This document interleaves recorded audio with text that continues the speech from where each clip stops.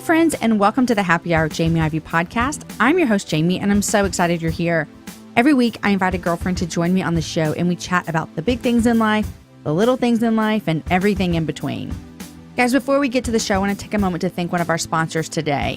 This Happy Hour is brought to you by the book Taking Back My Life by Rebecca Gregory. Rebecca is often referred to as a victim of the Boston Marathon bombing, but she refuses to see herself as a victim. She is a survivor. Taking Back My Life is the story of how Rebecca has had to overcome so much, including the amputation of her leg, from that painful day on April 15th, 2013, when a terrorist bomb changed her life. But her memoir also shows how Rebecca is a lot like you and me. Her life before the bombing was not always easy, and it took the attack to help her find the focus and spiritual direction that she needed. You can find more about Rebecca at RebeccaMGregory.com. Her book, Taking Back My Life, can be found anywhere you guys buy books. Okay, friends, today you're listening to episode number 138, and my guest is Lauren Casper. I had a great time talking with Lauren, and I have been wanting to connect with her for a while. People have been saying we have a lot in common, and we sure did, guys. Today we talk about changing the way that we talk to our kids about getting married and having kids. That's just a different concept that we have at our house than maybe when we grew up. We talked about seeing the beauty in the midst of brokenness. There's brokenness all around us, but boy, is there beauty as well. Laura and I talk about the day that her son was diagnosed with autism and how that has affected the rest of their life. I also asked her a lot about why she chose to keep her kids Ethiopian names, and if you've ever wondered, she's going to let you know. Guys, you're going to love our conversation with today. It was a joy to get to know Lauren, and I know you're going to love her as well. Guys, I have a few things that I want to tell you about pretty soon, and I'm not going to do it through the podcast, but I'm going to do it through the newsletter. I will be the first to admit I'm not the best newsletter sender-outer woman, but I have a few things I want to tell you, so make sure you're signed up. Go to jamieivey.com/newsletter. I'll have something out for you the next couple of weeks for sure.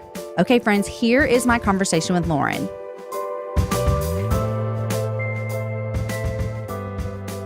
Hey, Lauren, welcome to the Happy Hour. Thank you. So fun to be here. It's fun to be here as well because you know how there are people that you've kind of seen from afar and you don't know them, you've never communicated, but you see what they're doing. Yes. That's what you are to me. So, well, ditto. I'm like, this is our first time to ever meet, which is exciting, which people, when I first started the show, I knew everybody because I was like, hey, you're my friend. Please come be on my show. And then it got to where I was like, oh, there's so many interesting people in the world. And so I get to meet new people. And so more than often, is that how you say that? More often than not? That's sure. There we go. More often than not, the people that come on the show now I've never met. And so I'm so happy that you are finally here on the Happy Hour. Me too. I'm so glad. And of course, and I feel the same way. I've been doing the same thing. Like, I think it was a few years ago, you get to know people in the adoption world too. And Yes. you're kind of like, oh, look. And so I think that's maybe how you got on my radar. And then you had the blog and then you started the podcast. But yeah, it's really fun to be finally talking. Well, it's fun too because I have a Google Doc or it's like a form where people can request guests on. And last March, a woman named Sarah, I won't say her last name in case she doesn't want to be known, but a woman named Sarah requested that you be on. And I don't even think she knows you. So, Sarah, this is for you. Oh, how sweet. Hi, Sarah. Hi, Sarah, and for everyone else. But this is fabulous, and I'm so glad to meet you. Okay, tell us real quick about your family. You have a family of 4. What does that look like? Yes. So I've been married it'll be 12 years this summer. Congratulations. Thank you. Thanks. And because we were babies when we got married. Well, I was a baby. My husband's How old were you? older. I was 21. You were a baby. I look at 21-year-olds now and I'm like, what? They're not ready for the real world, let alone marriage. I thought I was 23 and I look back now and feel like that was a baby.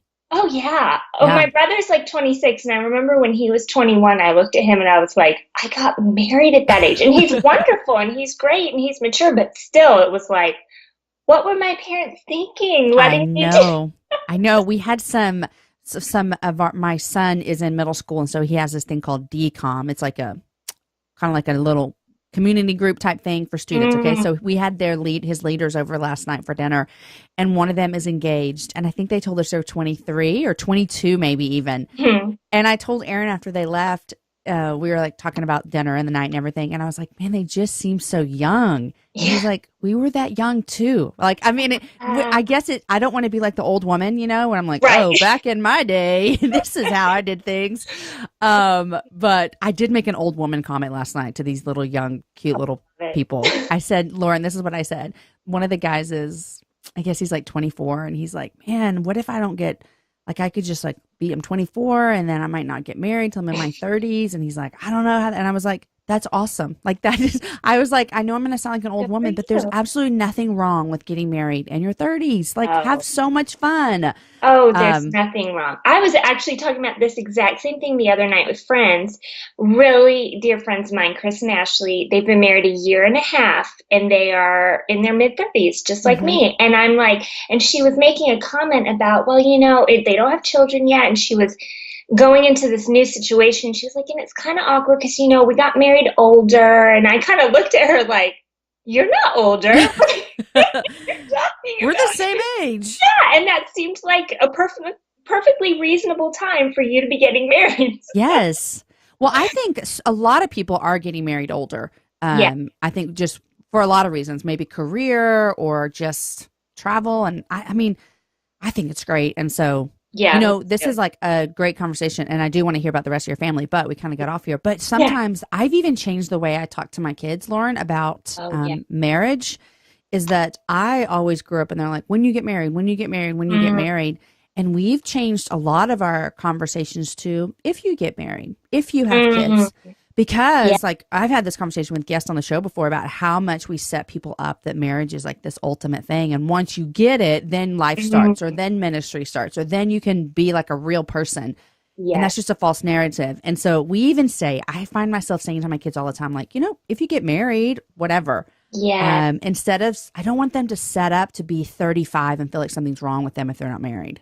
Absolutely. And same with motherhood. I love that you said if you get married, if you have kids, because I think that we set up not only the expectation, but also like put those things on a pedestal. Like those are the most important things in life. And so if God doesn't call you to that, then what are you? Yeah, you begin to feel less than. And I know that we'll talk about that with you because I know you and your husband walked through infertility. And I'm sure that I've had a handful of women on here that have talked about that, and I've never walked through it, but I've, definitely have walked through other storms, but we're just setting people up. And so anyhow, I'm happy that you got married at 21, but if anyone's listening, you are not less than if you are not married. So you don't have to do that. No, that's Lauren and I's little rant for the day. So I am happy too, though. I don't want anyone to get the wrong idea. I don't regret anything.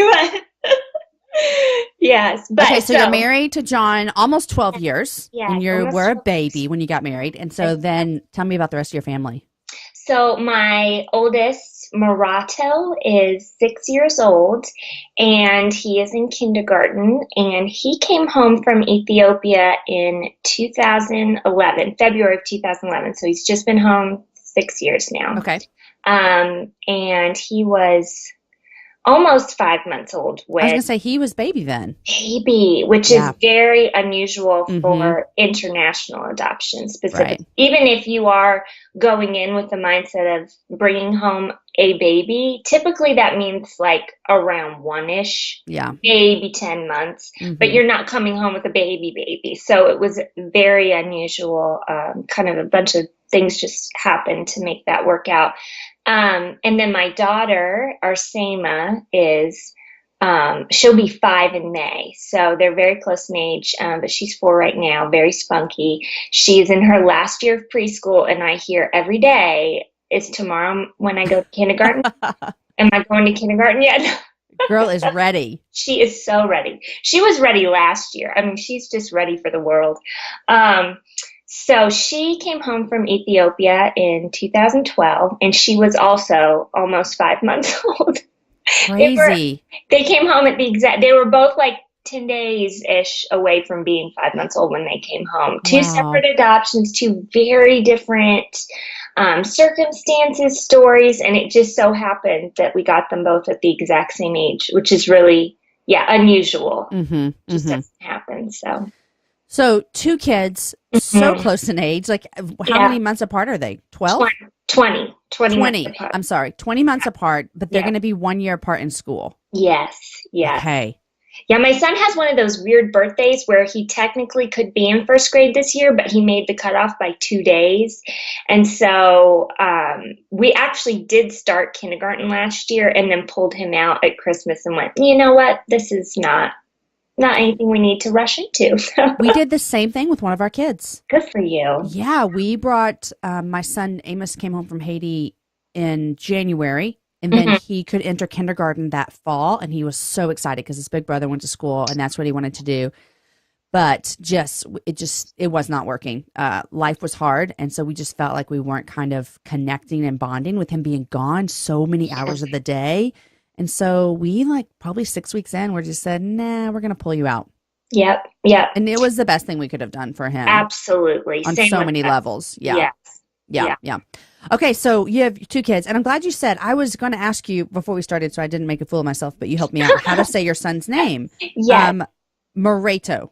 I'm going to think Morocco and add a T. Yes, that's exactly what I have had friends say. Okay, good. Marato. And so I'm assuming that both of these are their Ethiopian names. Yes. Okay, which was real funny, not planned. So a lot of people ask us, and so I'm sure a lot of people ask you because they're just curious. Did you always plan on keeping their Ethiopian names? No, I'm so glad you asked that because, so with Marato, with our first adoption, we didn't have that referral when you get matched with your child when we started the process we started the process fall of 2009. We were matched with him October of 2010. So, you have like a whole year where you're just in the process doing the paperwork, but there's no little person, no face, no name, no anything. And so, I just really wanted something to hold on to, and we knew that we would be getting a boy. That is one thing we knew. And so we decided to just pick a name. And I don't really know why. It's been several years now, but I don't remember why I just had decided that we would not keep the Ethiopian name. I don't know, but that was what we had decided. And so we picked the name Tucker, and our baby's name was going to be Tucker. And I have like embroidered pillows with Tucker on it. I have like this little Lisa Leonard necklace with Tucker. Of course you do. It's your first child as well. Yeah. All this stuff.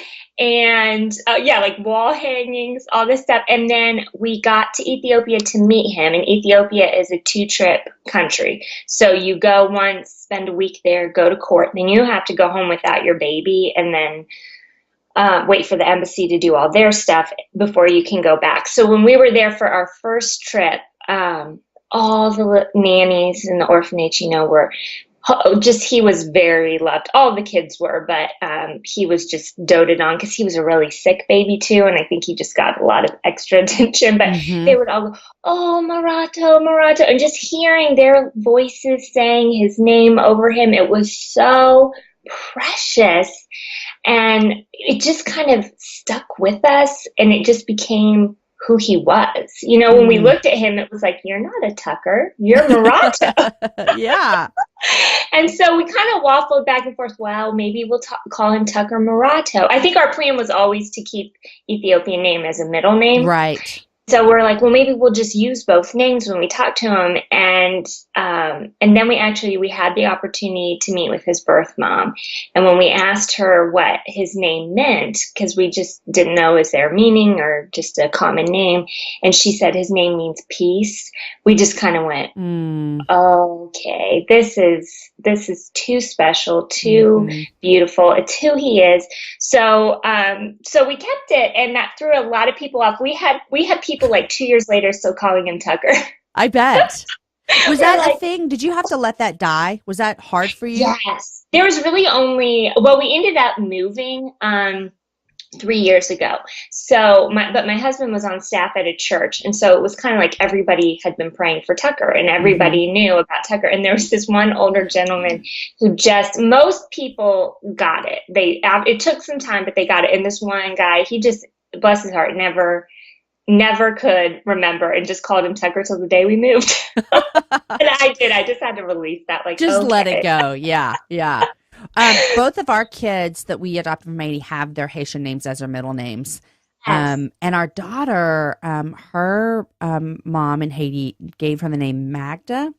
Mm-hmm. And when we first heard that, I did not like it at all. Like I did not like it. And Yeah. so, but we were able, our story's different than yours. We were able to visit our kids very often in the process. So every time we'd go down there, we called her Magda because everyone else did.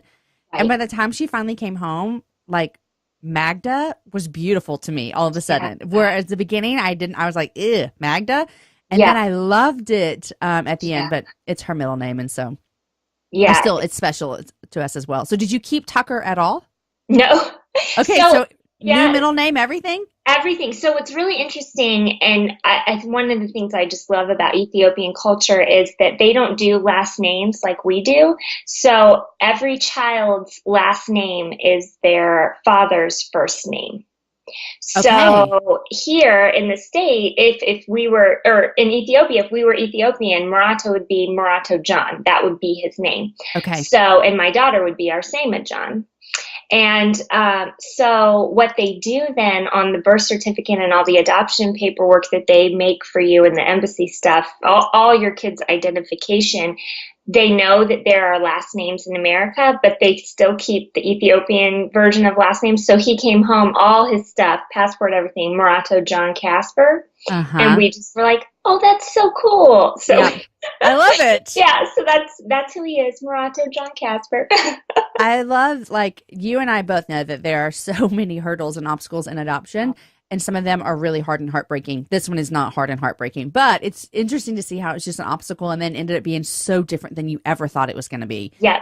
Which is kind of an underlying theme with adoption and lots of things. Yeah. And so then did you just decide to keep your daughter's name since you had already kept your son's Ethiopian name? Exactly. So when we got into the process with her, when we got into the adoption process the second time, it wasn't with her specifically yet. We were just in the process. And that was actually funny. We were actually going to adopt from Ghana. That fell through. Then that same week got matched with this, or she went on a waiting child list in Ethiopia. And we were like, whoop, there we go. But we had kind of gone into the second process knowing, okay, well, we can't keep his name and not keep our second child's name because that would be really insulting. Like, we liked his, but we didn't like yours, you know? Yes, yes. So we're just praying, please let it be something we can pronounce. Right. Or you could at least like make, shorten and. Yes, make a nickname out of it that works. Yeah. So. Okay, well, that's awesome. So next year, when you have 2 kids in kindergarten, have you thought about how your life is going to change? Oh, yes. Yes. And what are you thinking that's going to look like? Well. Because I remember that was my daughter, my youngest is in 3rd grade. I remember that year before she went to kindergarten and all the ideas and dreams I dreamed of. Yes. Well, I'm actually right now, I think I'm just looking forward to all the work I'm going to be able to get done. I kind of have a lot on my plate right now and for the next 6 months and beyond. And I'm going, okay, summer's going to be insane. But in August, they both start school. Yes. I remember when all my kids were in school the first few weeks, my husband was like, how about you just do nothing for a week? Because although you do work already, I didn't really work that much. I mean, just a little bit, but I didn't really work like I do now, like every day. But you think, oh my gosh, I'm going to have all this free time. And then no, you don't. It's just like you fill it up so quickly. Yeah. Yeah. So and then you put in all the other stuff on top. Like, I've got to get groceries still. They still want to eat every day. And they still want to eat. Yes. Every day. Okay. So you're speaking of work, and there are like 3 or 4 different things I want to talk with you about today. But speaking of work, you are a writer and you have a book that releases in about 6 days from when the show is airing. Yes. It's called It's Okay About It, Lessons from a Remarkable 5-Year-Old About Living Life Wide Open. And I know I've read this book, and so it's super exciting. And I know that you wrote this book after just kind of, and it is exactly what it says, seeing the life through the lens of a child. And I had a guest on a couple weeks ago before you, Jenny, and we talked a lot about just the creativity that kids have and how we kind of lose that as an adult. Yeah. And so this is it's kind of along the same lines, not necessarily the creativity, but like the trust and the awe and the beauty and the imagination and the fun and the safety and security that kids have and see that we sometimes lose. Yeah. So what led you to write this book? Well, so it was really funny. I've been writing for years, and some of it publicly on my blog, some of it guest posts, and some of it just in Word documents on my computer. Right. And so I've been writing for a really long time, and I'd always had a dream of writing a book one day that seemed really far-fetched and just not attainable. But it was just a little dream I had. And then some things just started seeming to fall out of place, like God's just dropping this out of the sky. But now I look back and go, oh, I can see, the steps that brought us there. But things just started really happening, falling into place for this to happen. And I kind of went about it a little bit backwards. I know a lot of people have like their book idea and they're really excited about it, and they put together their proposal, and then they get an agent, and then their agent shops their book to the publishing houses. But it starts with a specific book idea before they have any of that other stuff. Well, I got connected to my agent when I had like 30 book ideas. Who's your agent, by the way? I'm with Lisa Jackson at a live literary agency, and I love her. I've heard great things about her, so yes. Oh, she's like, I was talking about book stuff with my husband last night. I said, Lisa is probably the best decision I've ever made. I hear you, yes. Amazing. But we kind of talked for several months before I actually even signed with her, and emailed back and forth, phone calls, all this. And so finally one day, because I had this one book idea that was kind of going to walk through my infertility story specifically, and it just wasn't really coming together. And I had offhand made a comment to her, well, I keep like a Word document. It's titled my ridiculously long list of book ideas. And it's like bullet points of, I could write a book about this, and title ideas and all of that. And she said, would you mind emailing that to me? I just want to kind of get a peek at it. And so I said, sure. And I sent it to her, and she came back and had highlighted like 3 ideas that she said, these are your strongest. Let's pick 2 and go for it. And then I came back and said, can I just pick 1? That's all I can wrap my brain around right now. I can't pick 2 right now. And she said, yes. And the title I had for this book, and actually it's the proposal we shopped out to, was the title of the first chapter, Watch Out for Diesel 10. That was going to be the book title in my mind.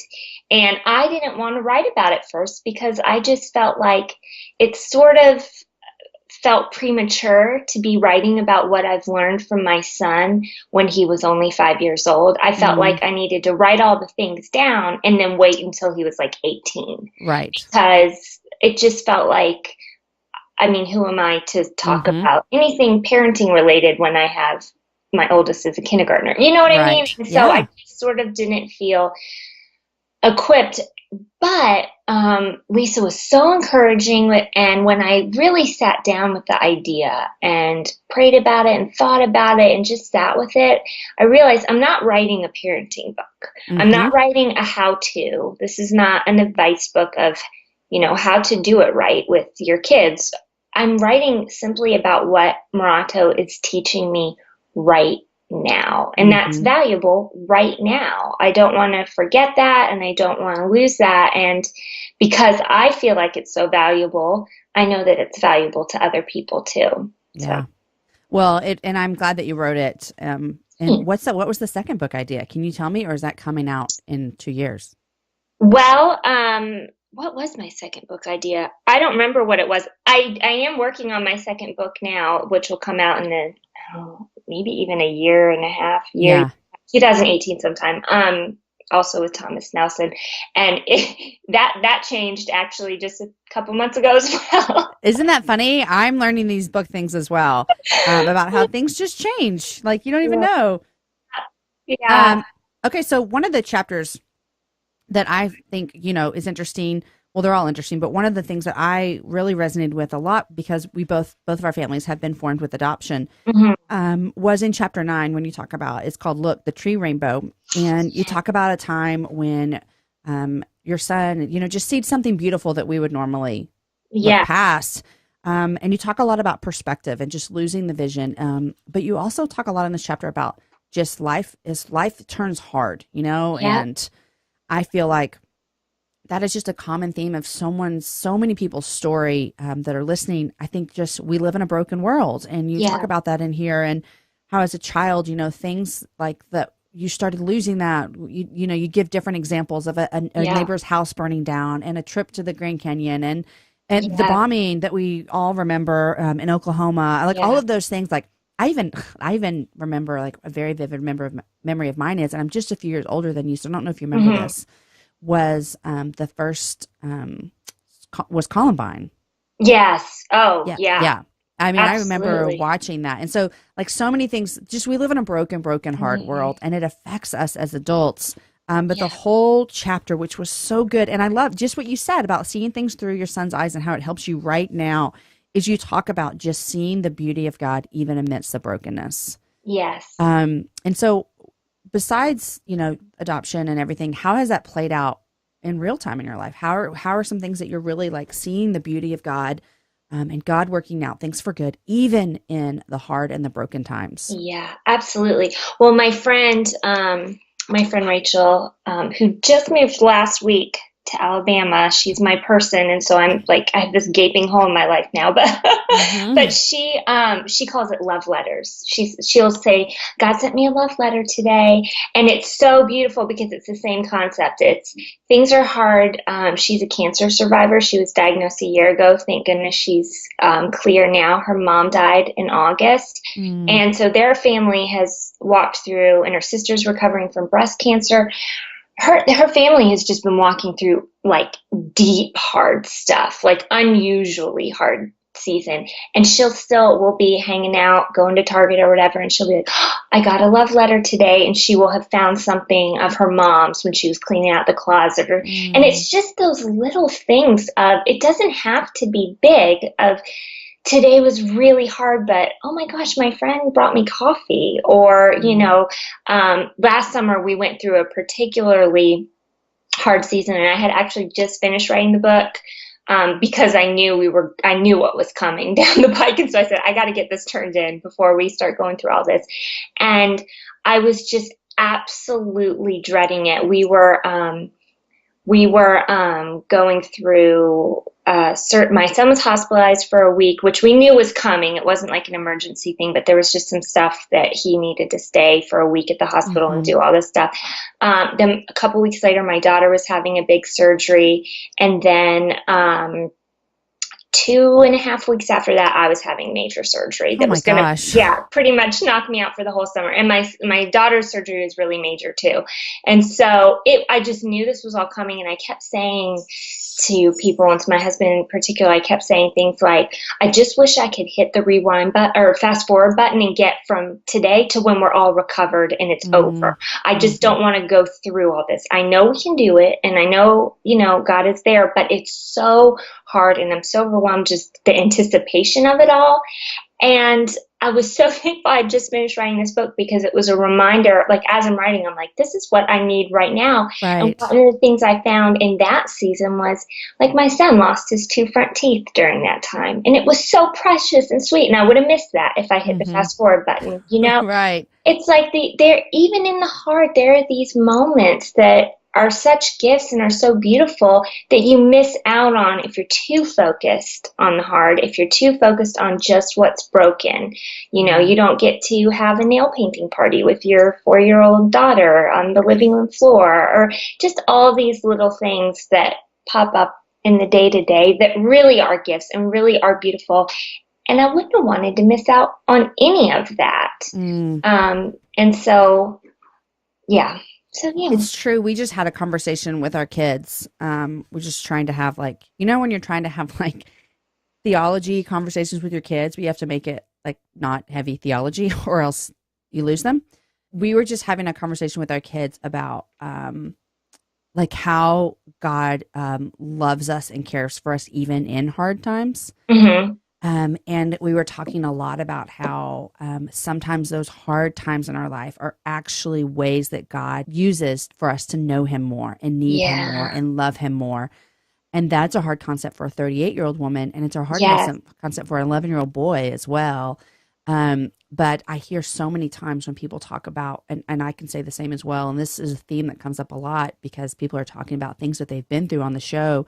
A lot of people say the same thing, and they say, man, it was in the hard times, and it was in the scary things, and it was in those rough seasons of my life where I felt God the most. And I was like, daily, I needed him. And it was this closeness that sometimes I miss. Yes. And so I always find that it's not odd, because God says, I'm close to the brokenhearted. You know, I'm near.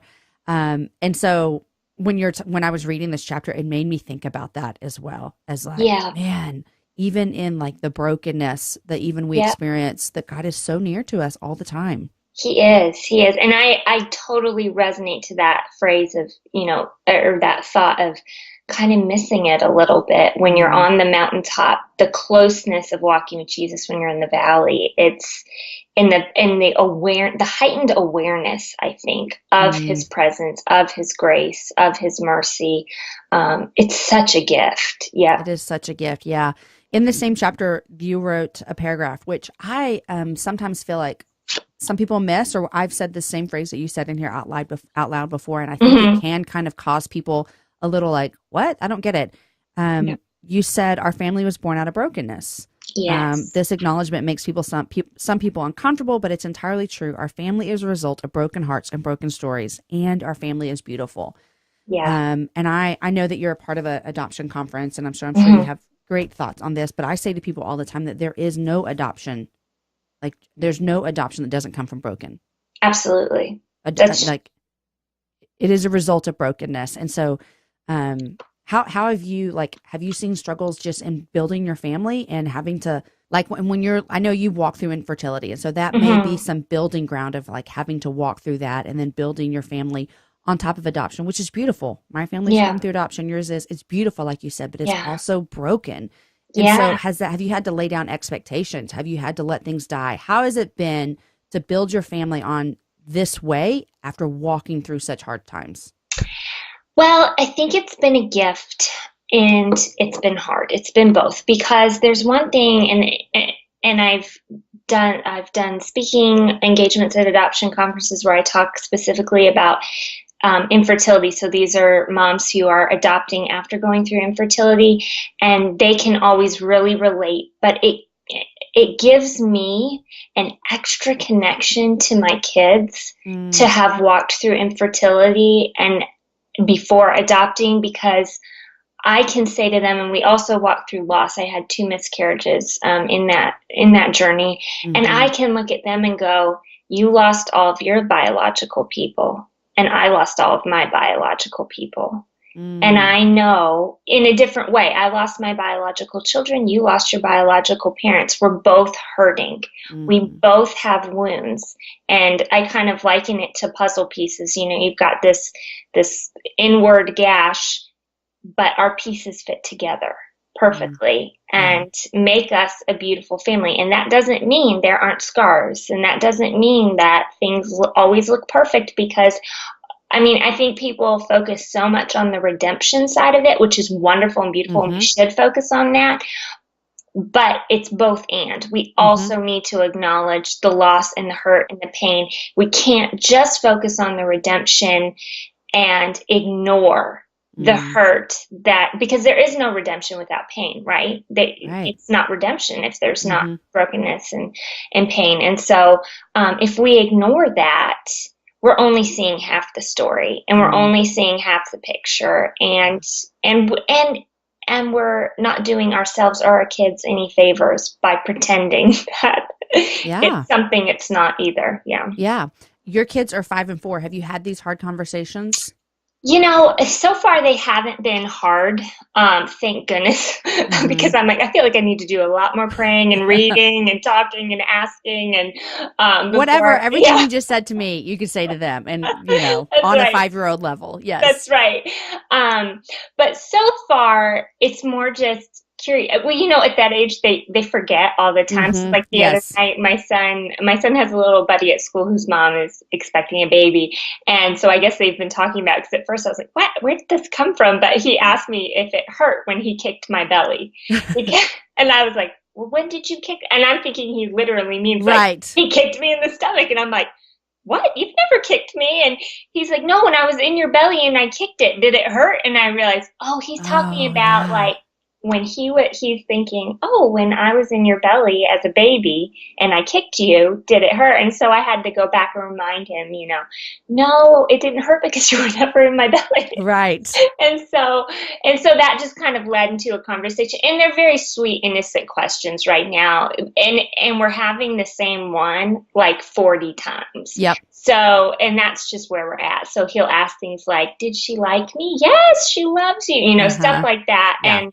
because I did have the honor of meeting his birth mom, I have those answers for him too. So that's what I tell people all the time. My kids are a little bit older now than yours. And so people would ask me like, man, how do we talk about this? And I'm like, you just talk about it whenever they bring it up. And if they, like my kids now being older, don't bring it up as much anymore. Believe it or not, you're answering the same question 40 times. Yeah. I'm now the one that brings it up to my kids. Yeah. And we do that so that there is no like, oh, do mom and dad not want to talk about this anymore? And then they're going through all these hormones and questions. And then you never want that to add on to, is this a secret? There's no secrets.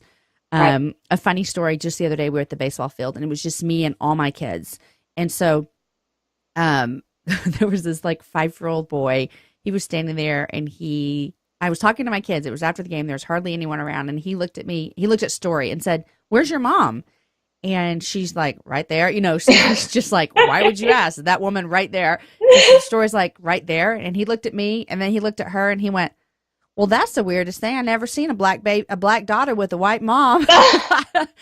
And I was like, well, actually he said, that's the weirdest thing. I didn't know a white lady could have a black daughter. And, and my kids just kind of stared at him. Yeah, like no one was offended by any means. He was 5, Yeah, of course. I looked at him and I was like, I know, it's the craziest thing ever, isn't it? And then I said, well, actually, I adopted her. And then his mind was just blown. It was like, it was a whole new thing. Funny. A whole new thing. Yes. But he was just like the most sincere, like, I have never seen such a thing in my entire life. I didn't know this was possible. Funny. So there's that. That was, fun. I'm sure you have funny stories like that as well. Of people. Oh, absolutely. We were in Chick-fil-A in the play area and we always sit up against the glass and our kids are in the play area and they come up to the glass and like kind of make faces or talk to us when we're on the glass. And his little friend he had found was black as well. And so he was waving at me, blowing kisses and stuff. And the little friend I'm watching, I can see him mouthing, talking. And I see him ask Marato, where are your parents? And Marato just points right there to the people he's been blowing kisses to. So it seems self-explanatory. And I saw this little boy go, they're white. And Marato, I couldn't see what he was doing. So when he came out to the table, I asked him about it. And he said, yeah, he said they're white. And I said, what did you say? And I said, yeah. In my family, there's 2 white and 2 brown. And then it was matter of fact, like, yep, that's the way it is. And then that's how it is. Yep. And then he asked to get some blue people. And I was like, well, no. But no, he's been watching Trolls, it seems like.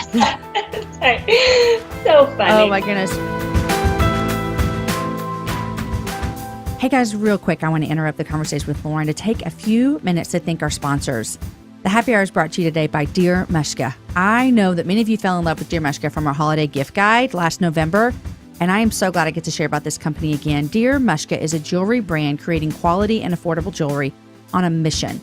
Every piece is crafted with a specific verse in mind, and it comes paired with a verse card meant to be kept by your bathroom mirror and thought of throughout your day. But it's not in a cheesy way, because I don't like cheesy. But, for example, they have a Proverbs 3 straight bar necklace that's a reminder that when we trust in the Lord, He makes our path straight. I love that. And I have the Love the Knot necklace, which is designed with Ephesians 5 and tying the knot of marriage in mind. It is beautiful jewelry packed with meaning. I love it so much. God, use the code Jamie for 10% off all your orders before June 1st. That means you can get something before Mother's Day. Yes, you are very welcome. Guys, I also want to thank one of today's sponsors. The Happy Hour is also brought to you by Audible.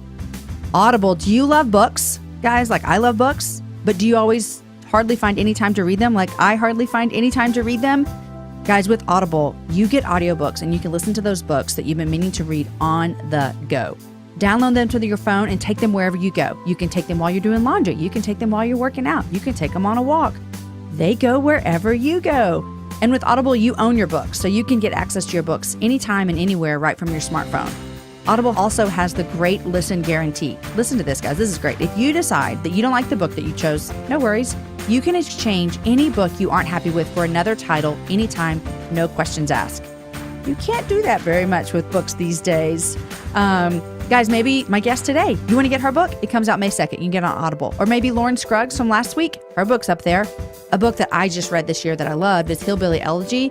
And I think it'd be a phenomenal book to listen to. Also, Big Little Lies. Oh, that's a good summer reading book right there. Okay, guys, maybe you are committing to a new workout regimen. Maybe that's what you're doing before the summer. You got like 4 more weeks. Increase your reps while you free your mind, while you're listening to whatever you want to listen to. Okay, right now, guys, you cannot make more time in the day, but you can make the most of it. So turn your workout into something more with a free trial at Audible. Go to audible.com/Jamie Ivey to start now. That's a free trial, guys. Audible.com/Jamie Ivey. Okay, here is the rest of my conversation with Lauren.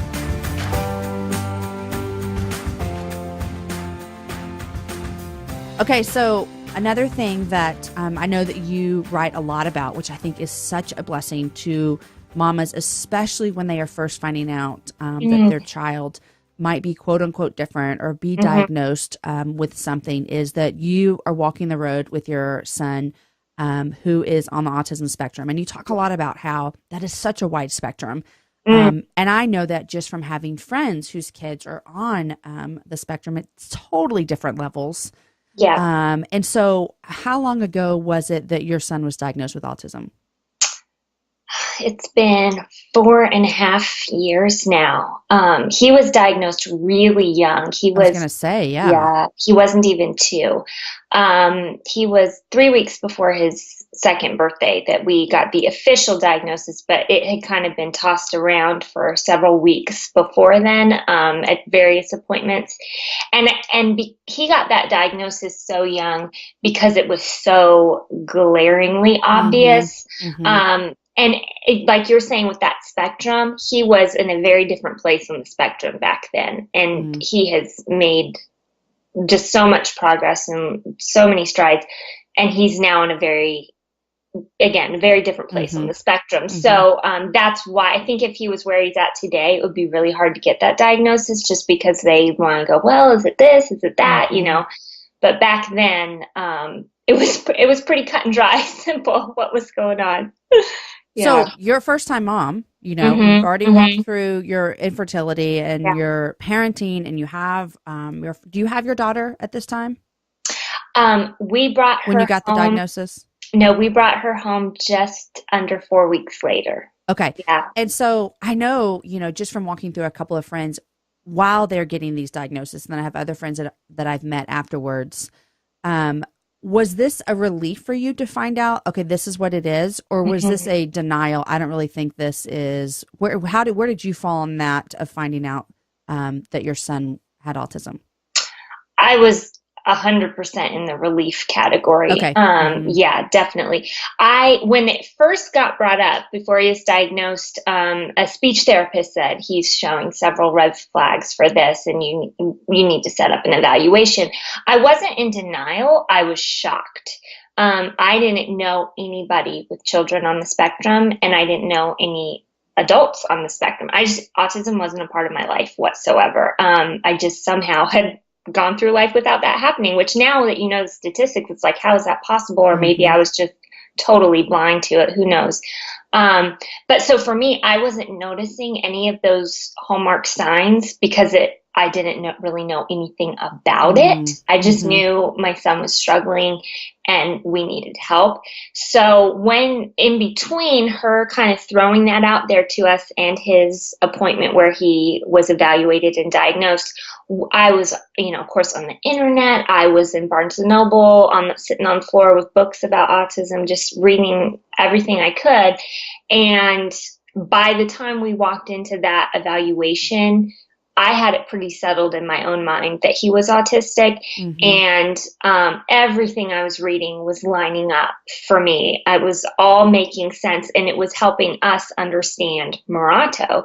So it wasn't a surprise, and it was a huge relief, but it was also very emotional. Even with the relief and even with not being surprised, it was still hard and very emotional. And for me, it was the foreverness of it.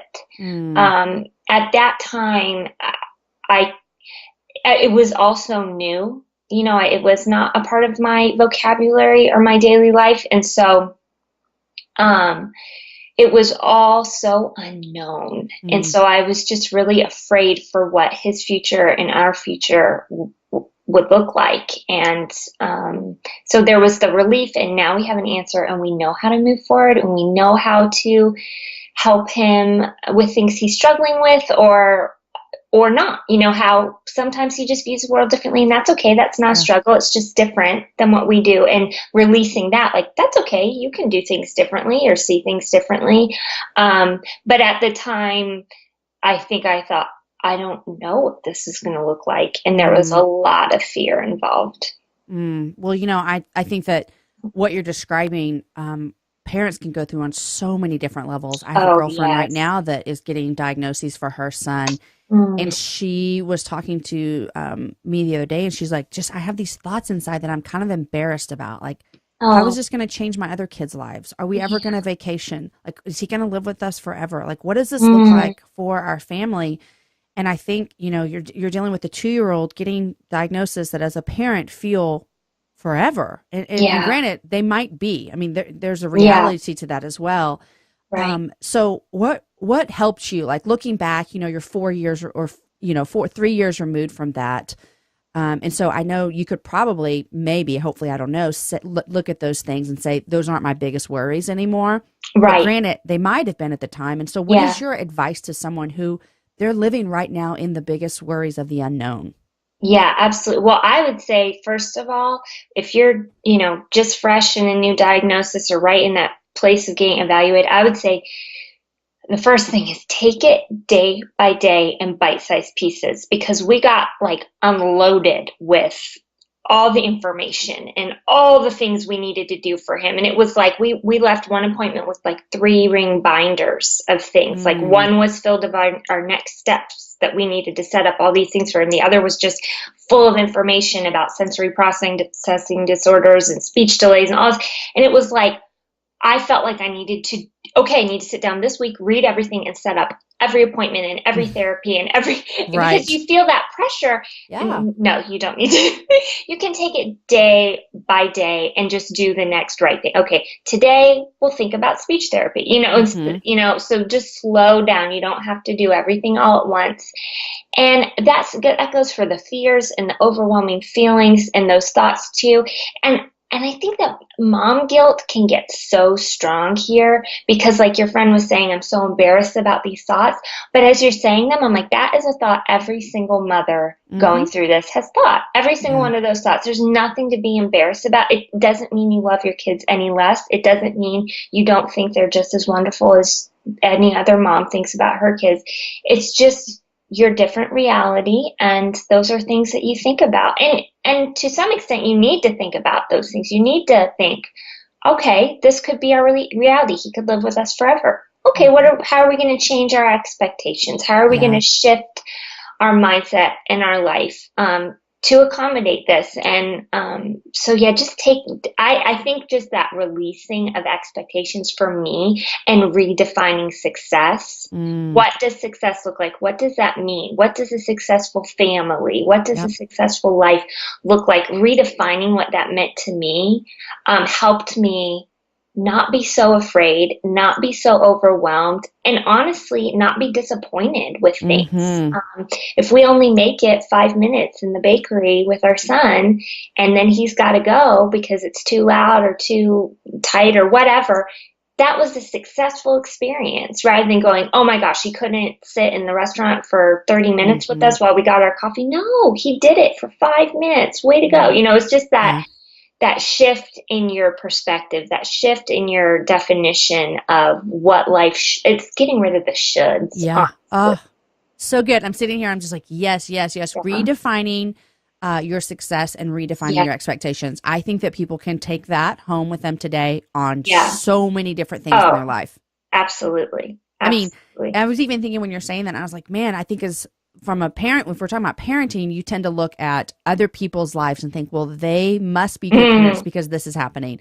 But you do that in work. Like, oh, I'm going to look at how she's successful. That must be what success is. And that's not true either. You need to define it for yourself. And so I know that you're talking about, you and I are both talking about specifically parenting and changing your success and expectations, for the Casper family and how that looks. Right. But I know people are listening and just going, wow, I could do this in my personal level, my professional level, my parenting, my marriage, all kinds of different things. And so, absolutely. Oh, that's so good, Lauren. I'm going to think about that all day.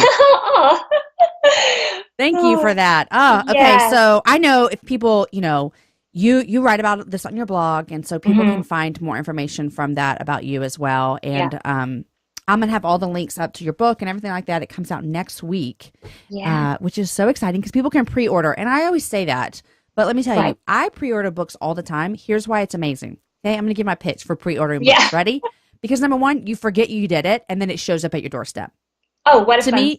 It's like a fun surprise. You're like, oh my gosh, like this is exciting. My husband has a book coming out in August. I already pre-ordered it. Like I'm not going to get a book for free, but I pre-ordered it because I thought this is so fun. Yes. So people can pre-order your book right now, and then it'll show up on their doorstep, which is super fun and exciting. It's called It's Okay About It. Okay, so let's do, what 3 things are you loving? Okay, wow. You have caught me off guard because my mind is still thinking about everything. I'm so sorry. No, that's okay. We switched really quickly from redefining our success and expectations to what are you loving? Right now, I am number 1 loving spring because in our area, March is usually I'm up in the mountains, and March is usually still really cold, and we're getting like so much, last year I think we had like a blizzard in March, and then April kind of gets to where it's like you might have a warm day here and there, but mostly it's still pretty like rainy, damp, and 40s or 50s.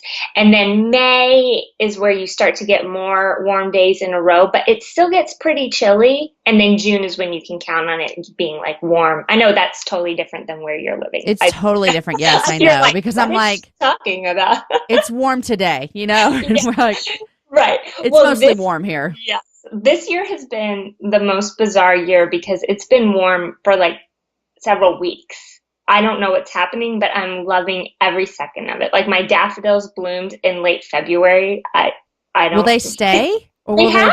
Just shocking because it did snow like all over them randomly. One day we just got like this random snow a few weeks ago, and it was 70 degrees the next day again. But they survived it, so I'm like, all right, well, they're resilient daffodils. Yes, I'm just here for it because I am not a cold weather girl. I grew up in California, so this Virginia business is not like winter here is not working for me. But y'all have beautiful summers. Am I right about that? Oh yeah, we do have. It's humid. I mean, if we're comparing it to California, there's no comparison. There's really no comparison, no. But in the seasons are gorgeous. Like fall is beautiful, spring is gorgeous, winter, even with the snow, it's fun to have winter. I just wish winter was like 3 weeks, and then we could just get on with spring. But yeah, I don't want to complain too much because it is really beautiful. But yeah, that's my number 1 thing is I'm just loving that spring is apparently going to be several months long this year. And that's great. Yeah. I am soaking that up. 3 things. Okay. Number 2, what else am I? Well, we got a dog, in the fall, which is something I've waited like 11 years for. And so I'm loving all things puppy. I mean, she's not a puppy. She's like 2 years old, but I still call her my puppy.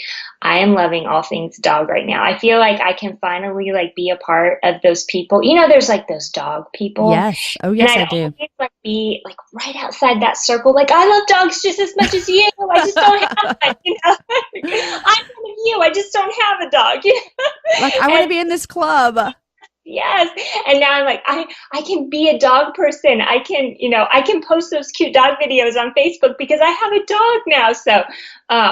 So it's been, several months, but I am still like in that phase of just overjoyed bliss of finally having a dog. What kind of dog did you get? She's a mutt. She's great. My daughter best. is just a little bit mixed. That's what I like that. She's a little bit mixed, I but love she's it. like a terrier collie Sheltie mix, and so she's really fluffy. Not fluffy. She doesn't have long hair, but she's really soft and feels really fluffy. She's not too big, which is great, but she's not like a really tiny Chihuahua Yeah. size dog.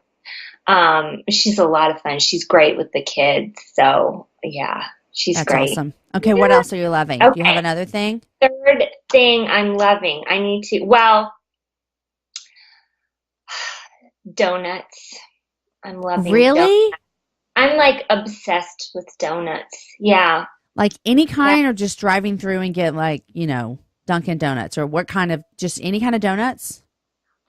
I do just love all donuts. Yes. Okay, so here's the thing. Let me just tell you about my donut thing because Okay, it's a this whole is fun. So in California, donuts, like donut shops are a thing. Like there's one on every corner, and donuts are like all kinds of donuts, any kinds you want. There's like Donut Palace, and they're like 50 cents a pop. You can get a dozen donuts for like $6. It's great, or Okay. $5 because I think they give you like a deal if you get a dozen. Anyway, so we grew up like my parents on a Saturday morning would go get a dozen donuts, and my sister and I would sit down on a Saturday morning and eat the whole dozen in one sitting. Donuts were a big part of my childhood, and they're just kind of everywhere and very affordable, and all different kinds, like bear claws, jelly filled, all different kinds. So I moved to Virginia, and donut shops are not a thing here. So Oh, problem in my life. There's Krispy Kreme. okay, Like, yes. Kreme is the huge deal here. That's not really, at least where I grew up, that wasn't really a big deal. There was like Krispy Kreme wasn't a thing, but everybody's like really into Krispy Kreme. But to me, I'm like, yeah, but that's like one kind of glazed donut. That's not like the variety. You want the variety. I want like all kinds. I want the cake donuts. I want the bear claws. I want the jelly filled. Like I want to have like a variety, and I You want need choices. need options, exactly. So, in this little tiny town I live in, there is one place that makes their own homemade donuts, and they're like the cake kind of donuts, and they have different kinds. And every day they usually have like 4 flavors out, and they let you know, and it's really fun. Like I get on Facebook and see what their status is that morning because they tell you what kinds they're gonna have. Like, are we gonna have peanut butter crunch or double chocolate or whatever? And then so sometimes I'll go with like my girlfriends and get some donuts. But they're really expensive. It's $1 for like one donut or more than that, maybe. And I'm like, that's not what we need to be doing. We need a donut palace where you can go get you a bear claw for 50 cents. And that is what I need. So, but I am still really loving that I have this little donut shop, even though I'm paying double what I would prefer to be paying. Right. The market. That's Yep. donut rant. Yeah. We just recently had some really good donuts because my daughter is allergic to dairy. And so it's just hard to find those kind of fun things. But there's a place here in Austin called Guiltless Superfoods, and they make their cake donuts, chocolate, but they don't have any dairy in them. And they're so good. That's a great name for a place. I know, like Guiltless Superfoods. Yeah, or Guiltless, like that's awesome. You know they've got good stuff because and you can they ship. So if you're dairy free, grain free, corn free, soy free, I'm like, what's in this? Because it's so good. But there's nothing in it, but it's so good. Oh, it's so funny. Okay, so Lauren, what are you reading these days? Well, you're writing, so you might not be reading. I do have a hard time. Do you have a hard time reading while you're writing, or do you prefer? Yes. Okay, yeah. No. Yeah, so when I first was writing It's Okay About It, I was going back and rereading some books just because I was like, how does one write a book? All of a sudden I forgot how to write. I just got this frozen, like, how does one form a paragraph? Yes.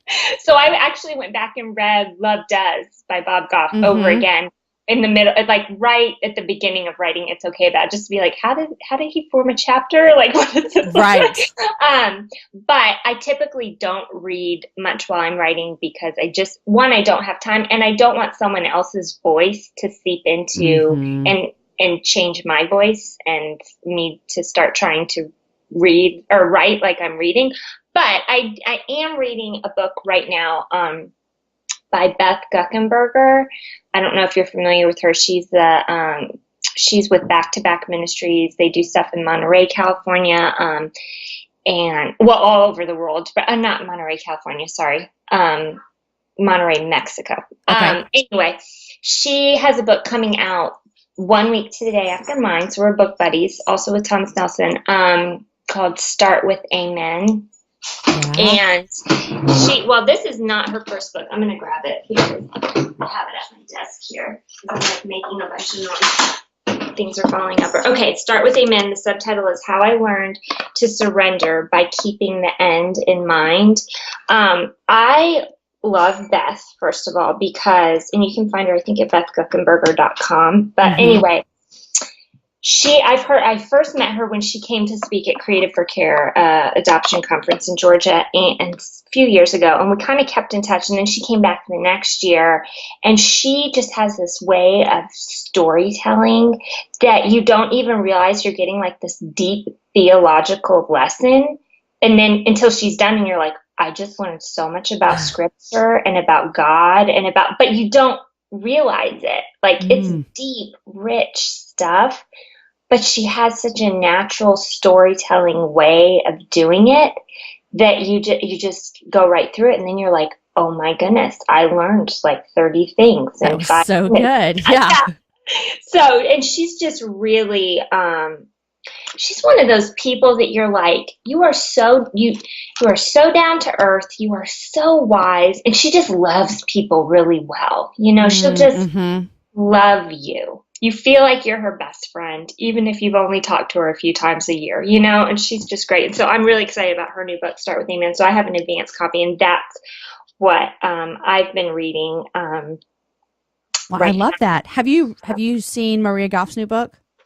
I have seen it. I have not read it, and that is one that I want to get. Is that what you're reading right now? I'm not, but I have it, and she's going to be on the show in a couple of weeks, so I will read some of it, and I've heard great things about it. Yes, so, yeah. I'm not surprised. I mean, first of all, I love the title alone. I'm like, lovely. I know. What an inviting title. She's so kind, so kind. Yeah.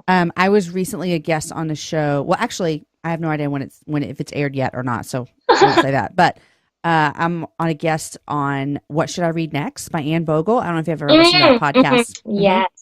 So she didn't send me, but she told me 3 books. You know how that's what she does. She recommends 3 books to you. So I just went on Amazon and ordered them immediately. But I think I'm about to start Love Walked In by Marissa de los Santos. I haven't heard of that one. It's a novel, and it's super cute picture on the front, and it looks fun. And so that's what I'm about to start. I know I've never heard of it, and I like novels. I don't get to read them. Girl? I am, but I don't get to read them that often because I'm usually reading stuff for work or a guest, and most of my guests don't write novels. So right. Oh, fun. Yeah. So that's what I'm reading. There it is. Or what I'm about to start reading. And hopefully I read a lot on vacation, which tomorrow after this airs, I will be going on a vacation with girlfriends. And that's we're going on a cruise. Oh, with girlfriends? That's like amazing. There's 18 of us. Oh. Is that not crazy? That sounds amazing. Like, I want to sneak, can I get in your suitcase? And yes, come on, Lauren. This is the crazy thing about it is I think that every occasion deserves a t-shirt. Oh, yeah. And so I had one of the girls that's going on us. She designed a t-shirt, and then I got we're all have matching tank tops. Oh, how funny. We are so dorky. Awesome. You're going to look like a tour group. We're going to be amazing. Like, they're going to be like, so what company are you guys with? Like, what? Some of the girls are like, I don't wear tank tops. And I'm like, well, you will for the one. Order it. It's $15. Take a picture in it, and then you can sleep in it. Because I think every occasion deserves a t-shirt. So tomorrow, there'll be 18 girls with some blue tank tops on getting on a cruise ship, which I think is so fun. That is so fun. That is really fun. I need to get to the season of my life where I can start doing girlfriend trips. I feel like right now, all my girlfriends, our kids are kind of all the same age, and it's just, you're so needed at home, but we're all so ready for that. Yes, I know. Some of the girls, it's probably a mix of girls who have kids older, like I do, and then a mix of girls who have younger kids. And it's a way bigger sacrifice for those mamas that have younger kids. Their husbands are having to step up to the plate a lot more than mine is, because my kids will ride the bus to school and ride the bus home, and they can make their own lunch, and they can put themselves to bed if they needed to. So I hear you. I know it's a big sacrifice on a family when the mama goes on a vacation, but It's much needed. It's so but worth it. Because Mama comes home so much happier. So much happier. Yes. And even like my girlfriend Amy and I, we haven't done it forever, but we used to go every year for a weekend. And just get away. And she has 3 kids, 1 with special needs, and I have 4. And it was just like this really refreshing. Literally, we did nothing but just lay on the couch and read books and watch TV and eat Doritos. And it was just the best weekend ever. So even if you can do that. Yeah, I'm thinking that sounds really good. Yep. Yeah. There you go. Got to get you some kind of mom trip on the calendar. That's right. Lauren, it's been so fabulous chatting with you today. I've had so much fun. Thank you so much. You are a dear, and I'm encouraging everyone to get your book. I know they're going to love it. And thanks just for your encouraging words, because life is hard. And so it's hard for everybody. No one is immune to that. And so thank you for just encouraging everyone that may be walking through a hard season, or for goodness gracious, if it's around the corner. We've heard your words. So thank you, thank you, thank you. I'm excited about your book coming out. I hope you have a very fun May 2nd release day. I'll think about you from the ocean. How's that? Awesome. That's right. And I'll be wishing I was with you. Yes, exactly. Lauren, thank you so much. Thank you, Jamie. Guys, I loved chatting with Lauren so much. I want to thank our last sponsor of the day, and that is the book Messy, Beautiful Friendship by Christine Hoover. You know, we all crave life-giving, lasting friendships. Lifting other women up in friendships is one of the greatest joys that God has given us. But it's hard sometimes, right? It's hard sometimes to know how to make friends and keep friends. In her new book, Messy, Beautiful Friendship, Christine Hoover shares relatable stories of friendship successes and goof-ups. Through honest storytelling, Christine invites you to overcome insecurities and pursue God-honoring friendships in every season of life. Guys, this is also a perfect gift for that girlfriend, sister, mother, or yourself. You can buy yourself a gift. I give you permission. Messy, Beautiful Friendship is available now, and you can get it from anywhere you buy books. Guys, my favorite takeaway from the show was the conversation about redefining our definition of success and changing our expectations. That right there will make a huge difference in so many areas of our lives, whether it's parenting or marriage or friendship or work or whatever. It reminds me of what Heather Avis said in episode 132, if you haven't listened to that. She said, hard stuff doesn't equal bad stuff. That is such good stuff. Today's show is edited by Logan Garza, and the music is from Jason Poe. If you missed last week with Lauren Scruggs Kennedy, you need to go back and listen, okay? Lauren walked through a severely traumatic disaster when she was sucked into a plane's propeller and lost her arm and her eye in the accident. I had such a great time talking with her. Plus, she just went out and created her own dry shampoo line. I used it this morning. Thanks, Lauren, for that. Next week, my guest is Megan Teets, and you may know her from her podcast, The Sorta Awesome Show. It's a great, fun conversation, and I love chatting with her. Guys, enjoy your week. Share the show with a girlfriend and have a happy hour with a friend.